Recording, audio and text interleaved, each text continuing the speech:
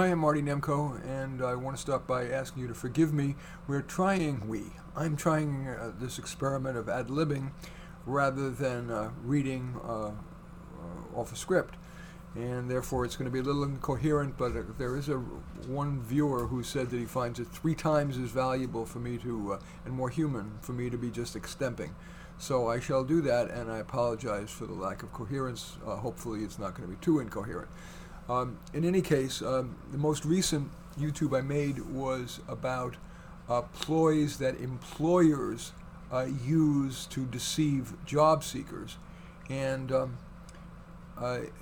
it's only fair and correct and in the service of getting the best employers to hire the best people that I also talk about job seekers' ploys that they try to perpetrate to fool employers. And in fact, because most of my clients are jobs, or there are more job seekers I have than employers, I'm in a position to know, unfortunately, the depths to which job seekers will go to land a job. Not all. There are some who are quite ethical, no question, but certainly employers need to stay alert to the many ploys that job seekers will use. Well, the first one doesn't sound like a ploy, but it is, and that is to have a professional resume writer write their resume.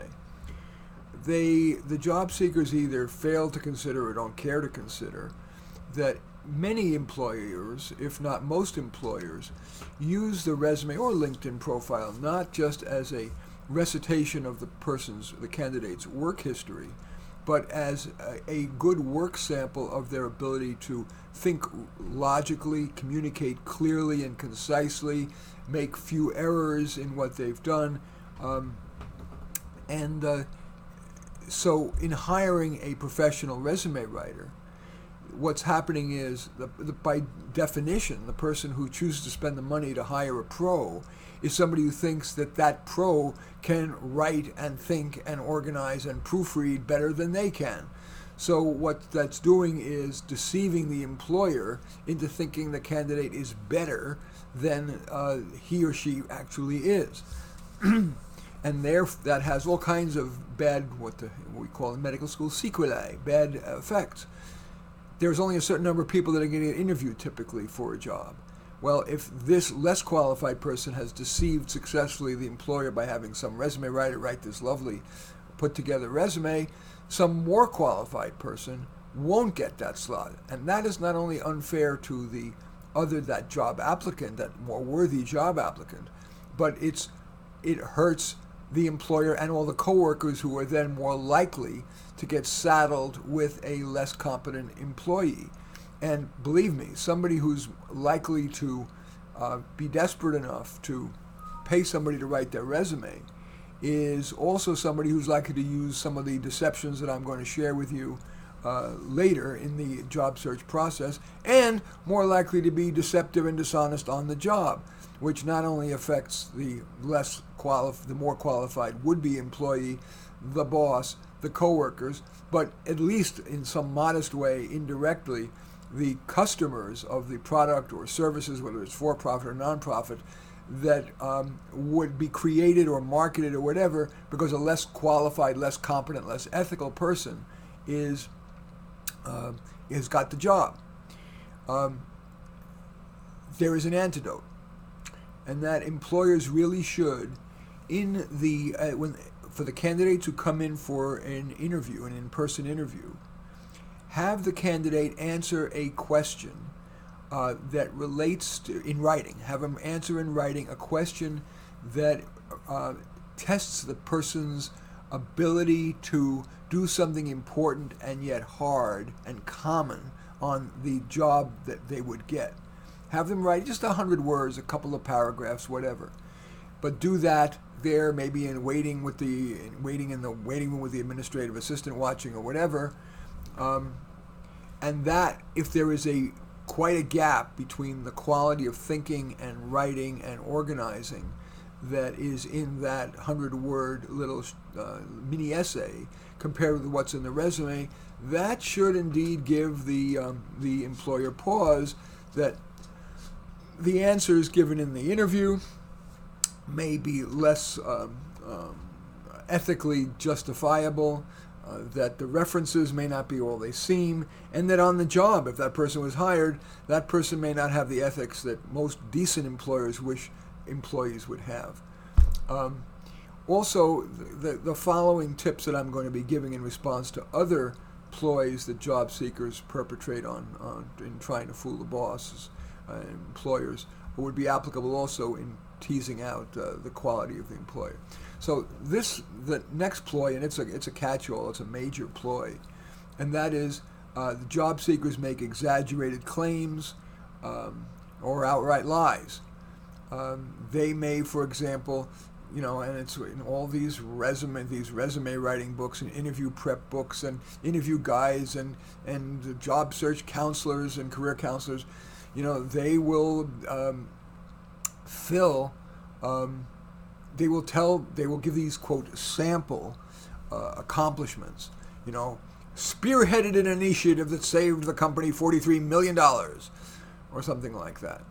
And so there are books of them, these galleries of resumes and galleries of model interview answers that unfortunately lead people in their resume and in the interview to make these exaggerated claims. The antidote to such a claim, a way of potentially foiling such a claim, is to probe claims of accomplishment. For example, if I'm interviewing somebody who claims to have saved $43 million on their, in some marketing initiative, I would say, okay, would you mind walking me through what you did step by step to save that $43 million? And I'd be listening very carefully at how general and versus specific and smart and knowledgeable and dogged that person is.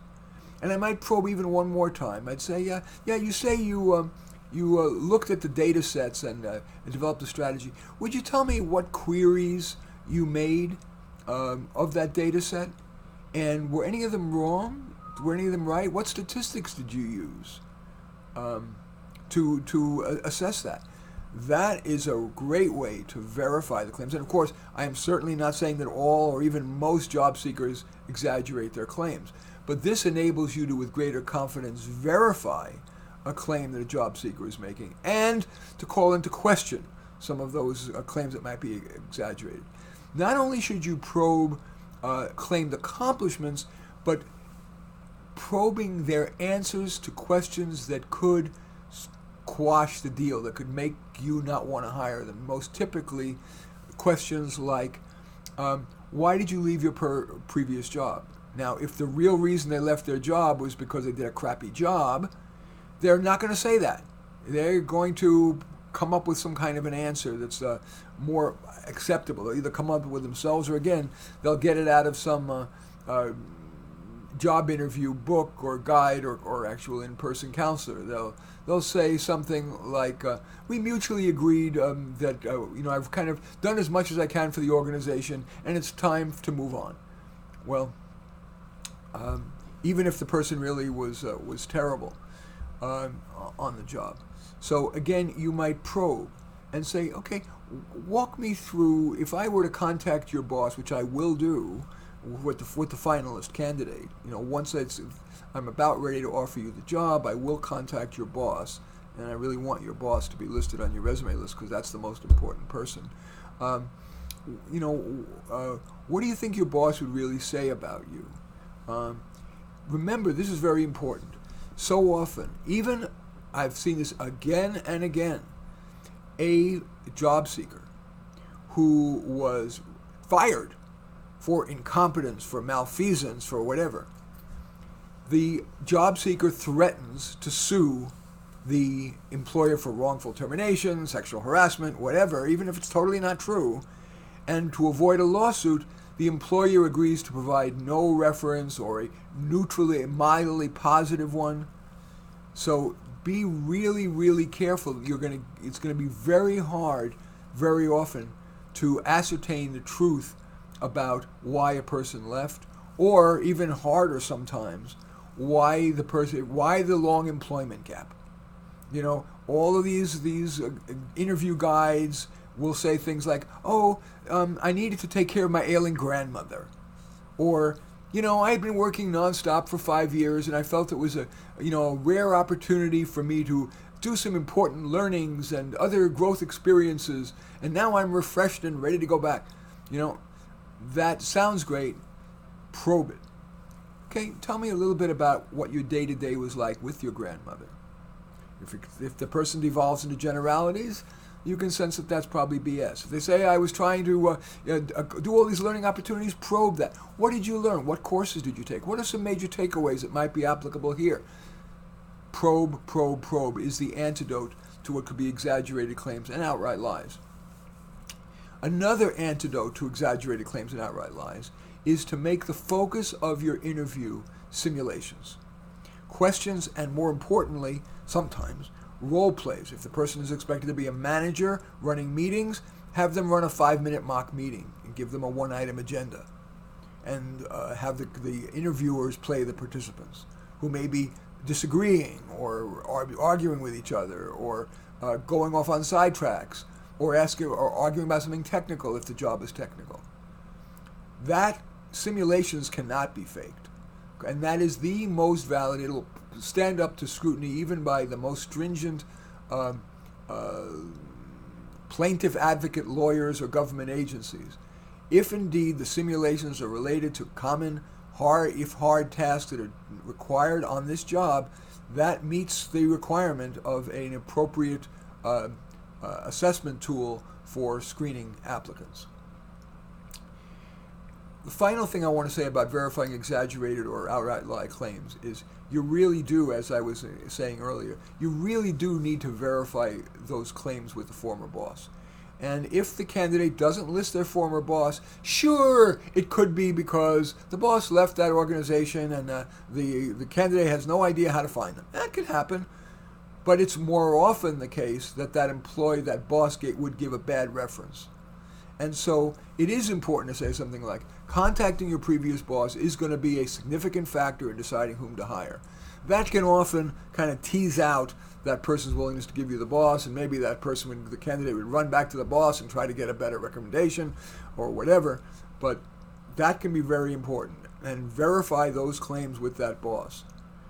If you don't get anywhere with that, and sometimes there is company policy to not give any references and just say, yes, the person left here, worked here from this date to this date and left voluntarily. And again, that voluntary leaving could possibly not have really been voluntary, but a negotiated bone that was thrown to the candidate to avoid that employee from suing for wrongful termination of some sort.